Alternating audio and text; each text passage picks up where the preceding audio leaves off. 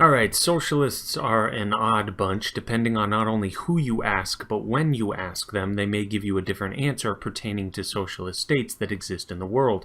Bernie Sanders is a good example of this. We all know what he said about Venezuela in the past, that the American dream was more apt to be realized in Venezuela.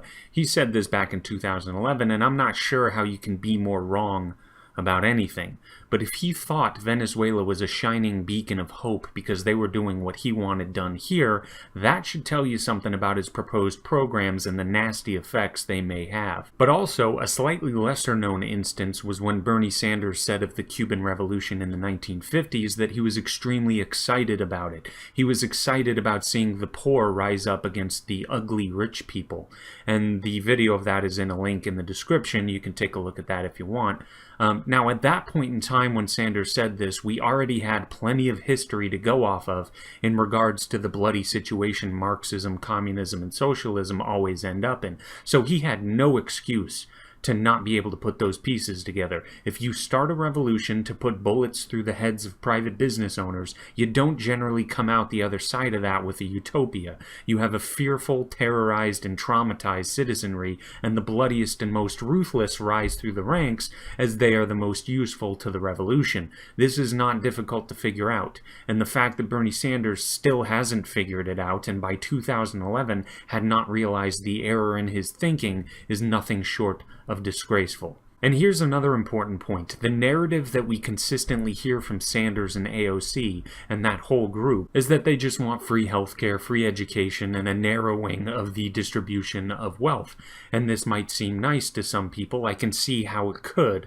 But here's something to take note of. When we think of Fidel Castro and Cuba, for example, we generally just think of the total smashing of individual rights, and we think of Castro and his revolution as being bloody and murderous. Now, you're not wrong in the least bit for thinking of it like that, but it's important to remember that the Cuban Revolution actually started out with optimism and hope for the future among the citizens. Castro did not come out of the gate saying that this is going to be a bloodbath to innocent people. Only perhaps those who remained loyal to Batista, the former fascist dictator of Cuba, only they really had something to fear. But the citizenry, those who really got killed, they were all promised a utopia. Well, it obviously didn't end that way, and you could actually copy and paste the promises Fidel Castro made during his revolution and put it directly into Bernie Sanders' platform, and it wouldn't change it a bit. Marxism and socialism, they don't come out and say what we all know, that this is going to end very badly for a lot of innocent people. They have to come out and promise everything to everyone. Unfortunately, that means that they have to take nearly everything from everyone, and you'll be lucky to get even a small percentage back. So do I think Bernie Sanders is as sadistic as Maduro, Chavez, or Castro? No, I don't. But the things he supports, if he ever gets his way, could be justification for future politicians in further eroding the natural rights of human beings who live in the U.S. Once you start down this path of having government rework all of society and confiscating wealth and prosperity and property from those who are deemed too successful, and maybe their car is too nice, and maybe they started a business but kept a bit more of the profit for themselves and didn't equally distribute it, once you begin punishing these people, you've started us down a road towards tyranny, not a utopia.